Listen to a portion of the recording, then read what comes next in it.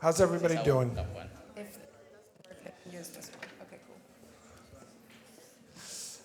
Hello, hello. Let's get comfy. Let's look at the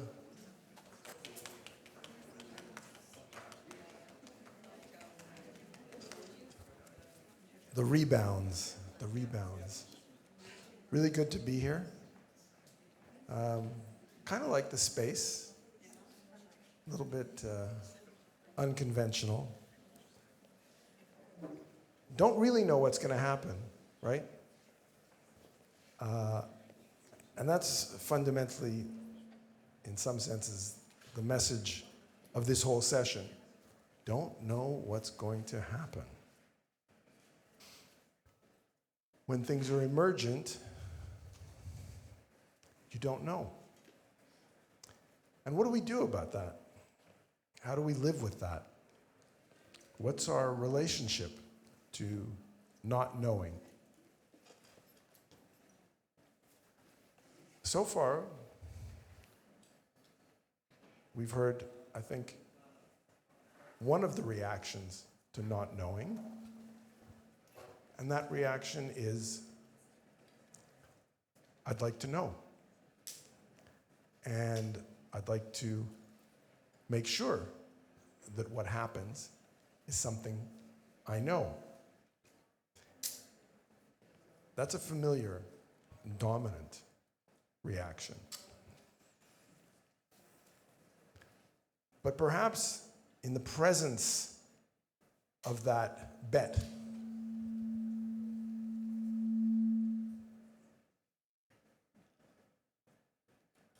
the bet that you've made to be here. But the bet that you've made to be here has another component to it, which is you don't know what's going to happen.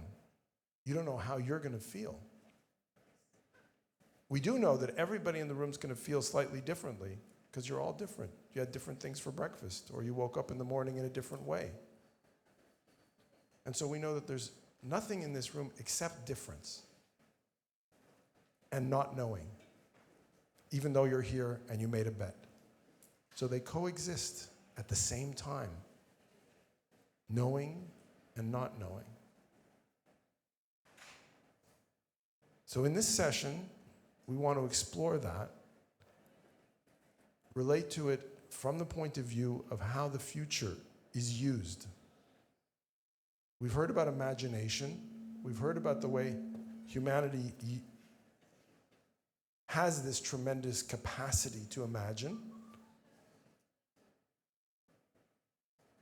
I don't think we've yet heard that much about the diversity of the ways in which we imagine. And one of the key connections here is if we're simultaneously making bets and sitting here, right now, you can't be somewhere else, you're here. And you can't go back in time and decide to go somewhere else. So you've made an irrevocable bet. But at the same time of that, as you've made that irrevocable bet, you're also not knowing, because you don't know how this is going to turn out.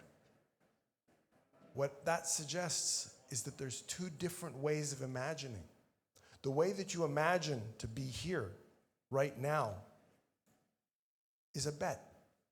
But the way that you imagine what you don't know and what you're going to learn, if you decided in advance, you wouldn't need to be here because you'd already know. So why bother? So in fact, not knowing and knowing coexist at the same time.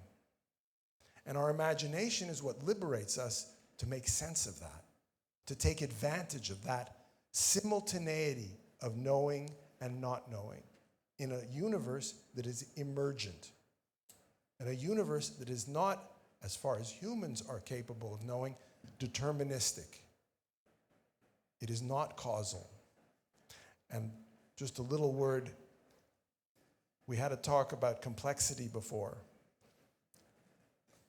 There's lots of things that are very interesting about complexity, but I think one of the important aspects about this universe is that it is complex. meaning it is not deterministic. It cannot be known in advance. Even if you had perfect information and a perfect model and the perfect calculating computer, this is not a universe which is predictable. It cannot be predicted. That is the meaning of complexity. And that's not something new. And it's not something that gets more or less. It just is. So as we live in this complex universe, where emergence, knowing and not knowing, irrevocable bets and openness coexist, can we cultivate our imagination to allow us to take advantage of that richness, that difference, instead of being afraid of difference, instead of finding, oh, let me make sure there is no difference. Things go over and over, continue, repeat, repeat, repeat. Instead, we come to appreciate difference, cultivate difference, use difference for resilience. And those are the stories we want to share with you today. We have two fantastic storytellers with us, Ramila and Kewulay. And I'm going to start with Ramila and turn it over to you to share with the crowd here your experiences, your relationship to emergence. Yes, thank you.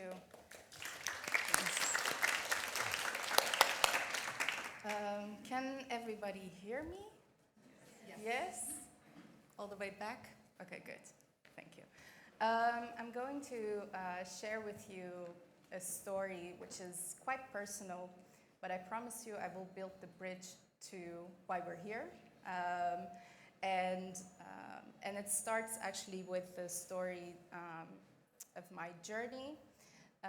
Originally, I'm from Iran. I fled the country in 2000, which is almost 25 years ago. And all of a sudden, I was in a foreign country being a refugee, not knowing exactly what the terminology means. I was 8 years old back then. And actually not knowing the true meaning of being a foreign person in a different country. And actually, that is where everything started for me when it comes to emergence and not knowing. We lived in these circumstances of being a refugee for 7 years. 7 years, 24 hours a day, I was living in circumstances of uncertainty, just not knowing what will happen tomorrow, just not knowing what the next step would be. And to be honest with you, as a kid, it was very difficult, especially when you have had the good circumstances that you had in your home country. You had to go elsewhere because you weren't safe, not going to bother you with why we had to flee the country. But so all of a sudden, I had to deal with this sort of uncertainty. And when we talk about imagining futures, to me, at that point, I was not able to imagine tomorrow. Survival doesn't allow you, in these kind of circumstances, to really imagine different things, what I hope for. Actually, I was afraid. I didn't dare to be hopeful, because now, reflecting on it, being in the futures field, I can say that the reason why I didn't dare to do this was because I lived through this unconscious narrative, a myth of when you imagine futures, when you imagine something else, automatically you have to create it. Otherwise, you will be disappointed. So you expect something and it doesn't turn out the way you would like it to be, then it can feel very, as a rejection of the universe, or really a disappointment. So fast forward, after 7 years, we finally got the permission to stay, which was a moment of pure, true joy. If I think about it, with my parents and my sister. And then all of a sudden, there were possibilities. So and from that on, I got the opportunity to go to university to study. One of the first women in my family who got the opportunity, again, something unimaginable from the context where I'm from, that as a woman you can get proper education and just, do something with your life. And then during my master's program, I got the amazing opportunity to learn about futures literacy. It was a course run by my dear colleague, now Loes Damhoff. I was one of the first, we always say the guinea pig of the cohort, to learn about futures literacy. And that brought me to the field of futures and future studies. And what we do now, being part of the UNESCO chair on futures literacy, is that we create these learning spaces for students, faculty, but also for the outside world, outside of our university. Learning spaces where we do not do the planning preparation part of futures, so not the foresight part, but just a different way. An invitation to explore for novelty and to be open and to practice emergence. What does it mean to not know? What does it mean to be open? And how can you prepare yourself or actually train yourself in opening up and changing your behavior towards future? When I look at my view and my behavior towards futures, it was very much from a place of fear because of survival. And that's good, because we need that. We need to survive, It's a biological mechanism within us that protects us. But I also learned that there is another way on how we can approach futures, which is more active, is imagining multiple futures to see the present anew, to see the present differently. And I wanted to end up my little talk, my story, with also quoting my dear colleague on that what we do in the present, we don't know how it impacts the future. But what we know is how we envision the future. That's what matters. That impacts the present, it changes the present. So I wanted to leave it to this. Thank you. Thank you.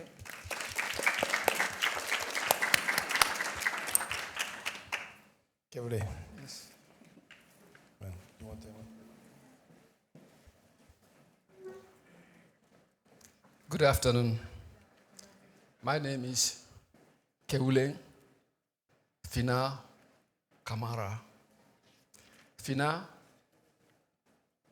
is a tradition, it's a lineage of storytellers.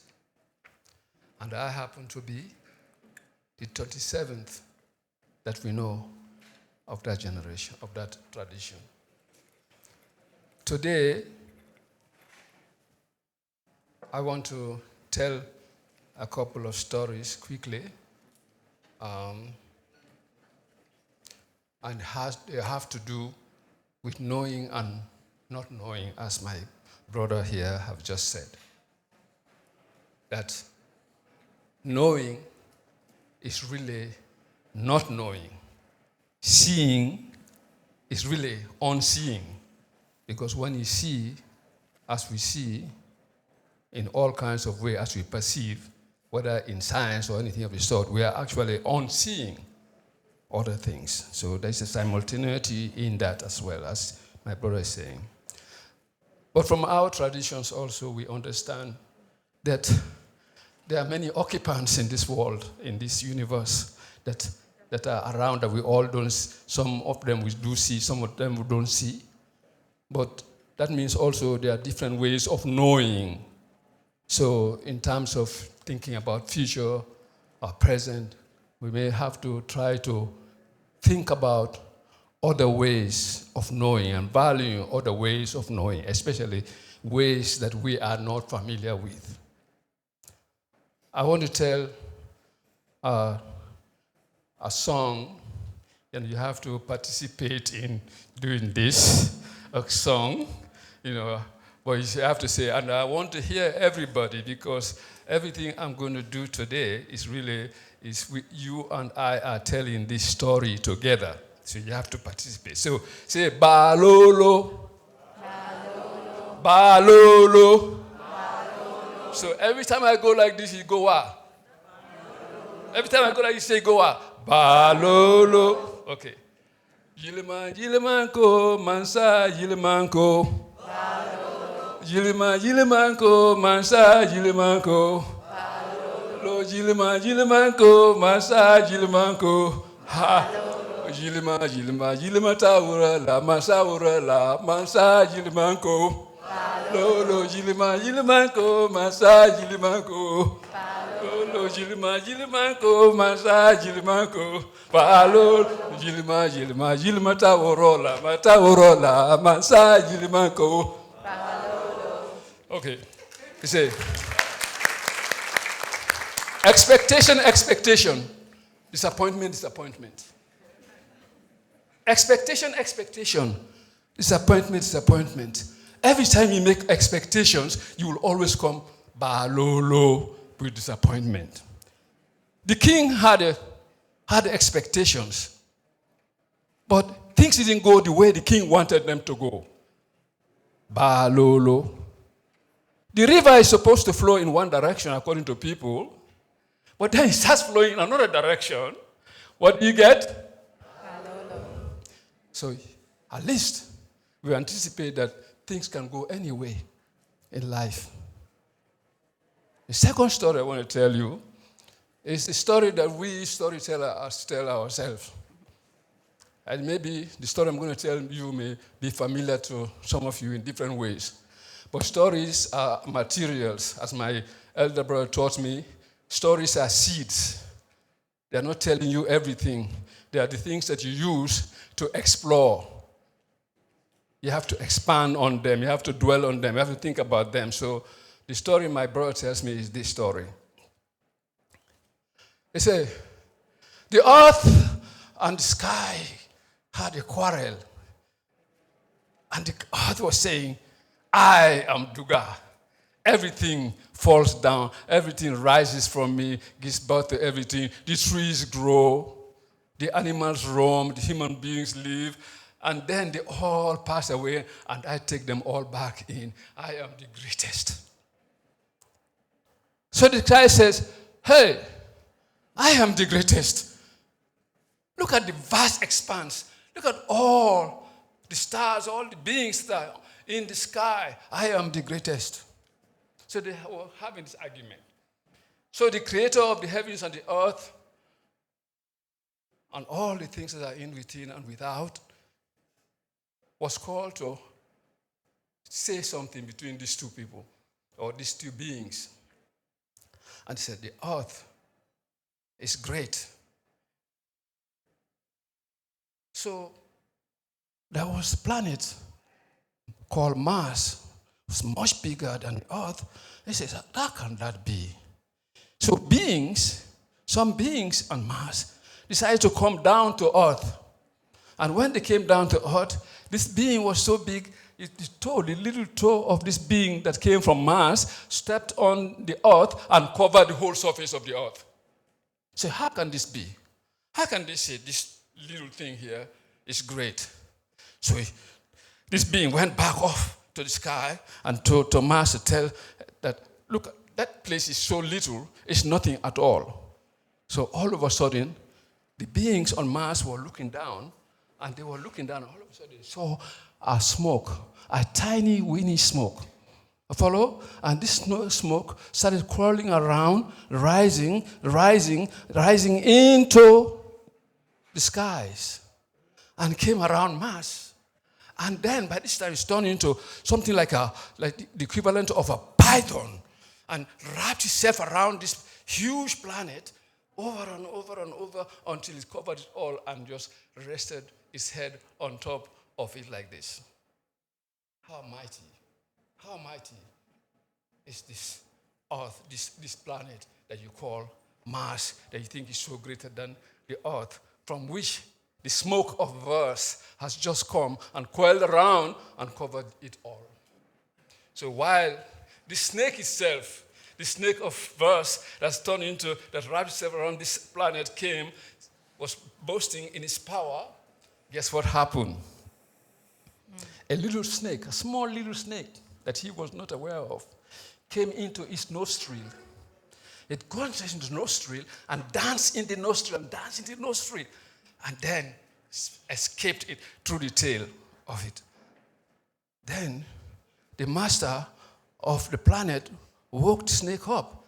You were here sleeping, a little snake, a tiny snake just came through your nose and crawled itself around you and went out. And that big snake of us said, what? A little snake did that? I am going to eat that snake. I'm going to swallow it up. So he uncoiled itself and started following the little snake. And the little snake saw a pond and jumped into the pond. So the big snake came and saw that this little snake has jumped into the pond, so he jumped after it. But after it jumped, the big snake jumped into the little pond. The little pond was a big mouth of a frog. A frog. Remember, usually snakes eat these frogs, but this time the frog's mouth was open, and the big snake that just came ran into this pond, and the frog closed his lips and said, I have had my breakfast for the day. So, my friends, this story I can go on for all night telling you this, but let me just stop so far. That in fact, whenever you think something is one way, there's always another way. Whenever you think that you see something, there's always another seeing. Whenever you think there's another one method, there's always another method. Whenever you think there is one being or something, there's always more and more and more and more and more and more. And some we see and some we don't. Some are so big we can't see them. Some are so small we can't see them. So whatever we see, whatever we're seeing, is just to remember there's always something else, something living, something right. So before I close my story, you can't do anything without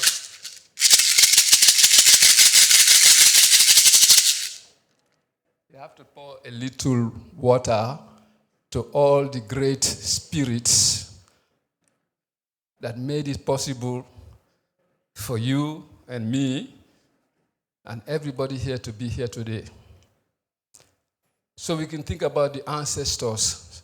So we usually pour libation to the ancestors. We pour water here. But I see that somebody did a beautiful graphic here, and I see water flowing all over the place. So I don't have to pour water. But normally we pour water to the ancestors, to all the people and the beings, not just people, the trees that made it possible for us to be here today.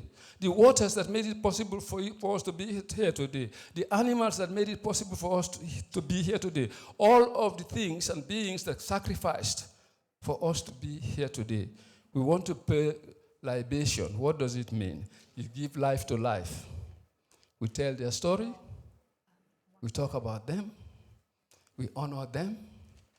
Men and women, children, elders, beings and non-beings, living things and non-living things.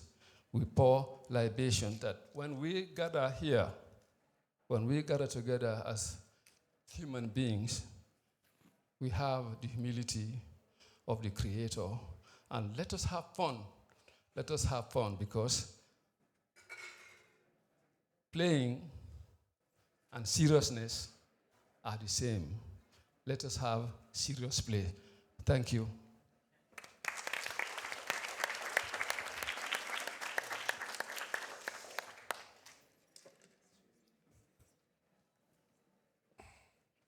I'd like to actually try and draw more of you into the stories,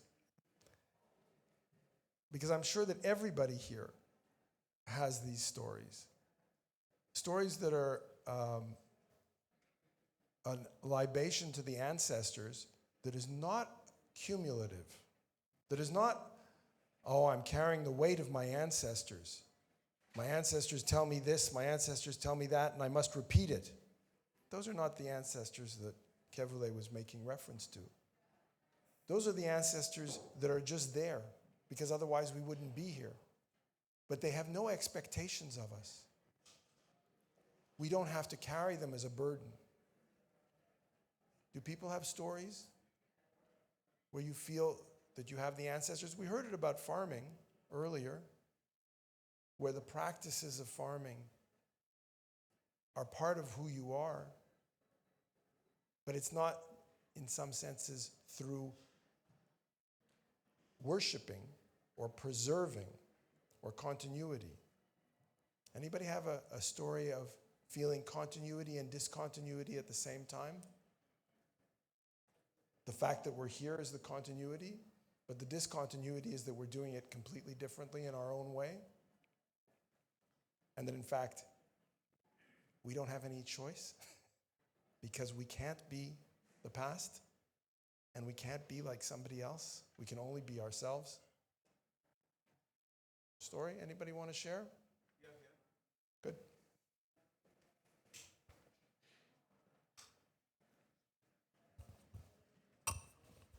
It's not exactly a story, but also poses a question, which has been in my mind for a while.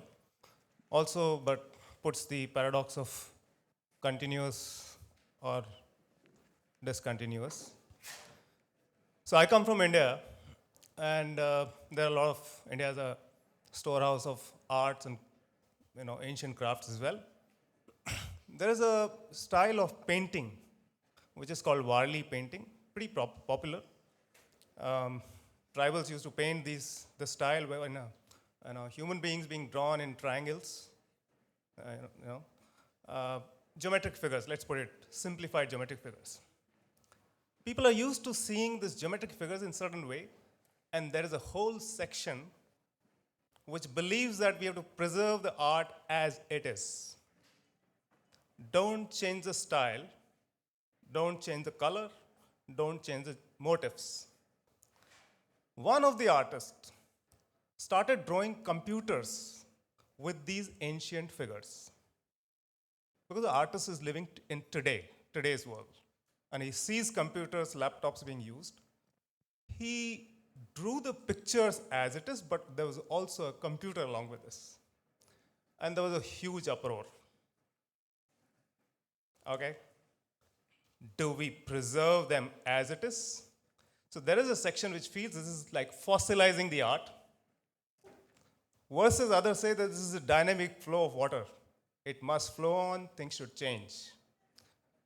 And I'm sure many other people have these kind of questions with respect to their art and stories related to it. Should we change? Should we let it change? Or should we keep these craftsmen, folks, fossilized as they are in the past? Wonderful question and good story, a good example of this tension.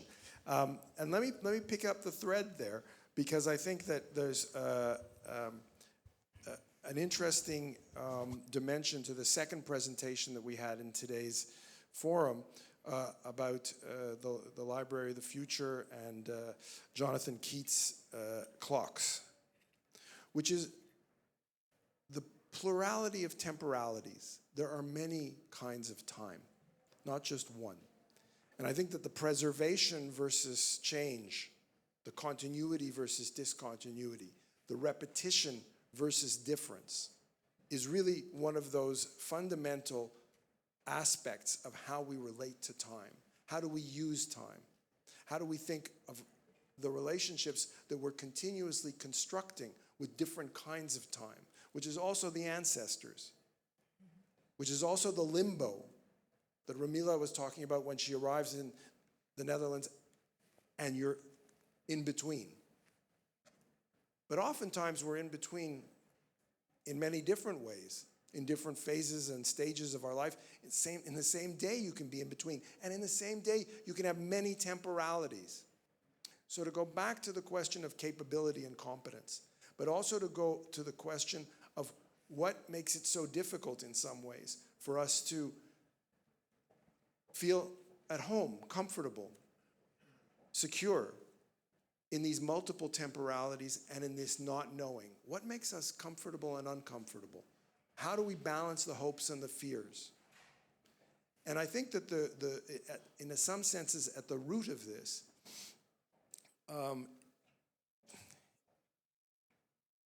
is an issue of respect. Respect, in some senses, for ourselves as living beings, but in a more broad sense, a respect for the universe, a respect for where our home. Because our home is like this. Our home is complex. And if we try to control and to colonize, if we separate ourselves and say we're superior, and say we're able to determine, if we say, as has already been said today, that humans create the future,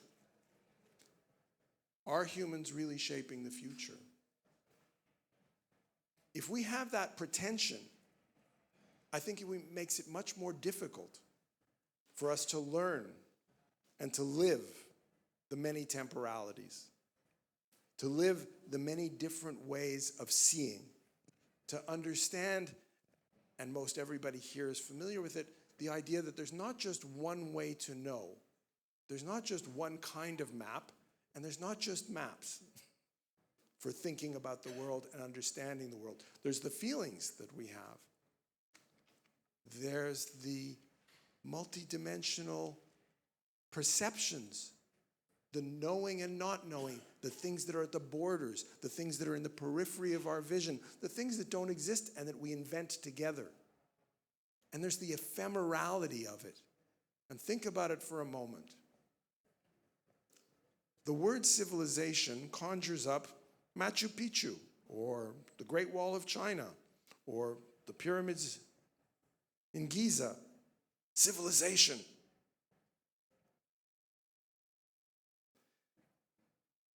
Those are tributes to the idea of permanency, to things that are durable, that last. They are expressions of a desire for eternity, for immortality, for absolute truth.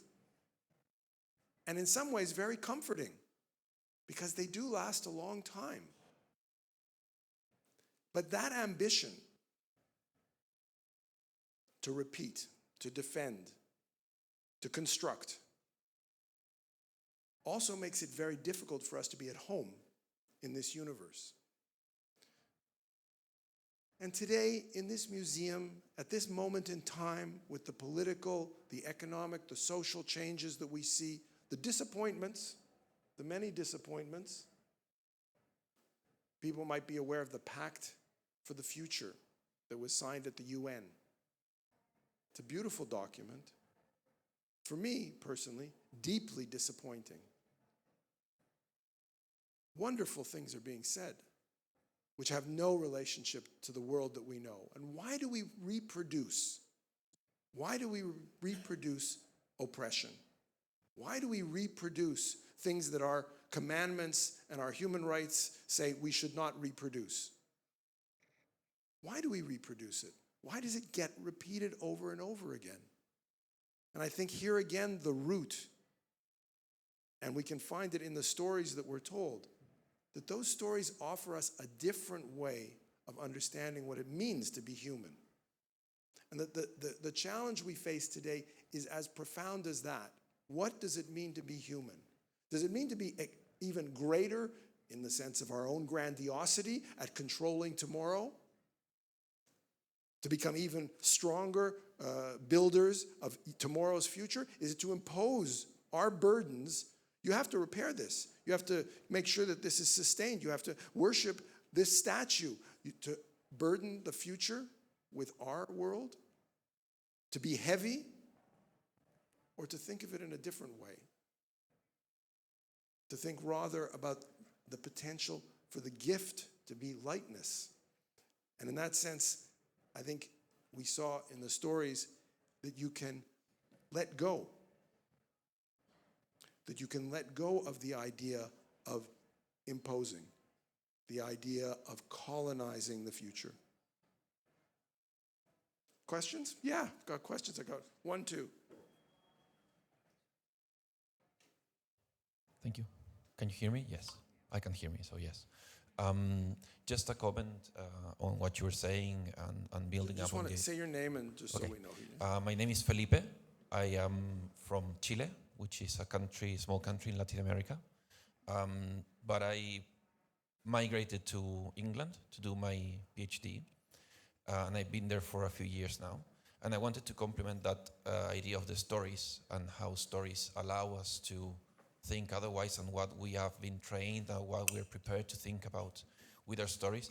And I like the songs, the song Balolo that we were singing, because I think it kind of exemplifies what we're able and what we have built in our lifetime. So in Latin America, we have this tradition, literary tradition called magical realism, which is amazing. If anyone has the opportunity of reading 100 Years of Solitude, highly recommended. Basically, in our continent, magical things can happen. The unexpected can happen, and it happens. And out of nothing, wonderful things appear, and we make it happen. It's a very much can-do attitude, but it's deeply embedded in our literature. We know, we've read about this. We know that these things can happen. And then you move to England, where nothing can happen, right? Well, a few things can happen. They can leave the European Union for once. But it has to do with structures and constraints and rhythmical things and Shakespeare and whatever, right? It's not less beautiful, but it's different. And it allows you to think different things. And no wonder why, and you were talking about stories, it's very much a shock because you can take the Latin out of Latin America, but you cannot take Latin America out of the Latin, right? So you go to a country and you think, oh, we could do this and that, and they go like, no, it doesn't work like that. You need these structures, you need this bureaucracy. But in my country, in my context, magical things can happen, and they happen every day. But we have been trained to think like that. We have examples, we have stories. I just wanted to share something small, if you don't mind. It's a story that came out of some research that we did in my village. And my village is in Sierra Leone, and just getting there is a big problem, okay? Just getting over 18 miles is going to take you 2 hours driving. But we were there, we asked the question, we were trying to find out what people were thinking about the future and how they were thinking about the future, and about the problems that usually are discussed in these hallowed places of, about climate change, environmental destruction, etc. And we asked people what they think about these issues. One sister told us a story I want to share with you quickly. It's a quick story. They had gone into the bush during the mango season to collect mango. So they go to the to the bush, and they see a mango tree that's had a lot of ripe mangoes. So normally you'll see a lot of mangoes at the bottom that had fallen. That's how they were going to collect. But in this case, this mango tree was standing on a pond. And this pond was very, very dark. And the women wanted the mangoes. But they were afraid because they didn't know what's inside that pond. It could be anything. It could be a snake. It could be, a scorpion. It could be anything. So they what to do? They went from what they knew, which is that wherever you are, there are no empty spaces. There are always beings. Any space you can think of is the home of somebody, of something. So they started to talk to the spirits that they can't see. That, hey, we just came in peace. We just want mangoes. We don't want anything else. We want to disturb anything. We just want to get into that, want to get those mangoes. And they stayed quiet for a little bit. This is the story they told us. They stayed quiet a little bit, and all of a sudden, the water started shaking, and what came out was a crocodile. Huge crocodile. Came out and walked away. The crocodile walked away. The woman got into the pond and got the mangoes and came home. I say, what do you make of it? He said, you have to respect the things that you see and even the things that you do not see. You have to understand that you are not the only beings in this world. That wherever you are, there are occupants. There are no empty spaces. So, this may not, to me, to you, it may not be something that speaks eloquently about the future and how to anticipate and all that stuff, but it does tell me what I can do, how I can behave on a day-to-day basis that respects the things that I see and the things that I don't see. Thank you. I think we have very little time. We have two more interventions and then a third. So, Luz? My name is Luz Damhoff. I'm a colleague of Ramila. And I wanted to share this story that speaks to difference and repetition. And it's a very small, intimate story, and maybe it illustrates how we can bring these thoughts to our daily lives. This is not my story. It's from a friend of mine. He's a philosopher. Craig Slee is his name, and he's in a wheelchair. He's paralyzed, and it's sometimes a struggle for him to do something simple as reaching for a mug of coffee and bring it to his mouth because of his spasms. And for the longest time, he would get really frustrated and see it as a failure to do this activity that is a repetition of something that should be so simple. But the moment he decided that it's not just to not see it as a repetition, but as something completely new, a new experience or a new activity, that he managed to let go of disappointment and expectation, but also a sense of failure. And it really changed how he saw our connection, our attachment to improvement, to do the same thing, to make something better. And I think it's maybe an invitation to all of us to, even in daily practices or daily activities, that there's always an invitation to see it as a new experience, and therefore see it an invitation to break repetitions and old patterns. Just want to share that story.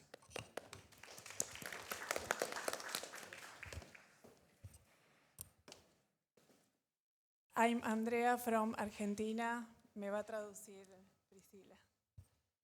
Bueno, vine con una exposición de arte puesta. She came with an art exhibition on.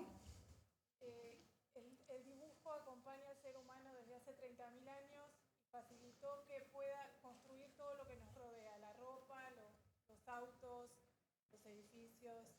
The drawing accompanies us for 30,000 years, and it enabled us to build everything that we know, from automobiles, clothing, and all the building environment. Porque todo lo que existe, todo lo que hemos creado, primero lo dibujamos.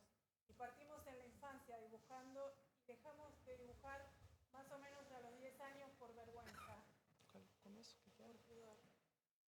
So everything that we build, we start by drawing, and we draw since we are little kids. But we stop drawing as we grow up because we become ashamed of what we are doing. Entonces, vengo a invitar, considerando que los niños, aunque no tengan para comer o no tengan recursos, siempre están dibujando escenarios de futuro y soñando lo que pueden llegar a ser. The kids are drawing all the time, even when they don't have conditions, they don't have sometimes what to eat, they are drawing and they are imagining how the future can be.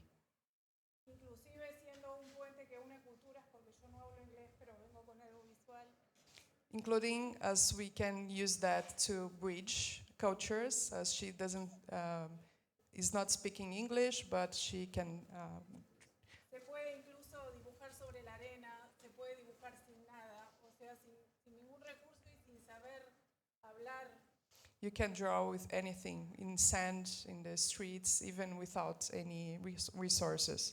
Vengo a invitar a que volvamos a tomar la herramienta del dibujo que acompañó al ser humano desde siempre para seguir imaginando lo que queremos construir. She wants to invite everyone to keep drawing so we can build together the future that we want to build. Thank you.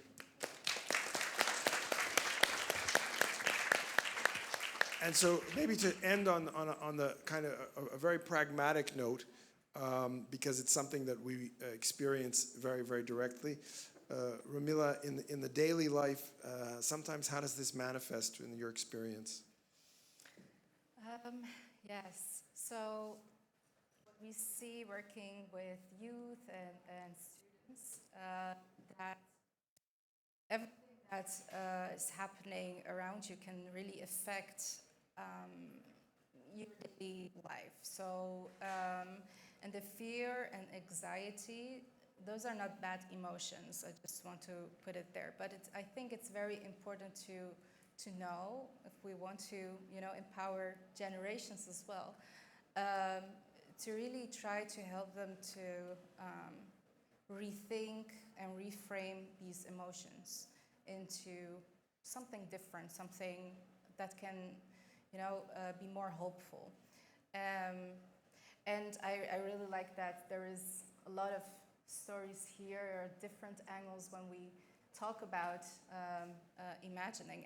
And I also, I was listening, and we're not talking a lot about,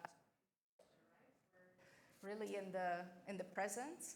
And I really like to invite you to do that as well, to rethink what we do in the present. And I think that decisions that we make here in the now really are very important, to really be considerate of whose future are we creating. Because I'm not a believer in futures. I don't think that we as humans are capable of such thing. But I do believe that as a collective, we can do things in the present. And and also an invitation to do more things in collective. Yeah. Thank you. No problem. Thank you.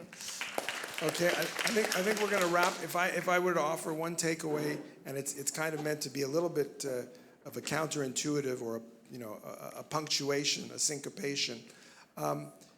Every time you get the feeling that we're being called upon to be responsible for the future, to create the future, see if you can't find some dose of humility and say, uh-oh, what's that really mean? What's really going on when I'm thinking of creating the future, dominating the future, when I'm reducing my imagination to a goal that I want to achieve? And instead, try and flip it around and say, how is that image of the future, how is the future that I'm imagining at the moment allowing me to understand the richness of the present? And that's not a sense of denying the importance of thinking about the bets we're going to make. So what we want to build and what we construct. But here's my kind of parting sense of why this is important. The inertia, the incredible pressure that we feel for continuity to sustain these immensely heavy and destructive civilizations seems untenable. And it's not like you can turn it on or off, because it's hugely powerful. But the transition and the planting of seeds of something different, I think, passes through the cultivation, the nourishing of our imagination, and using our imagination to allow us to break the cycle of recreating on the basis of the past, and liberating ourselves from the burden of determining the future, and having confidence instead, real confidence, that the gift we give is for the future to figure it out itself, and not for us to try to preempt that. So thank you very much. Hope you enjoyed the session, and I look forward to more conversations. Thank you to Ramila and Kewulay.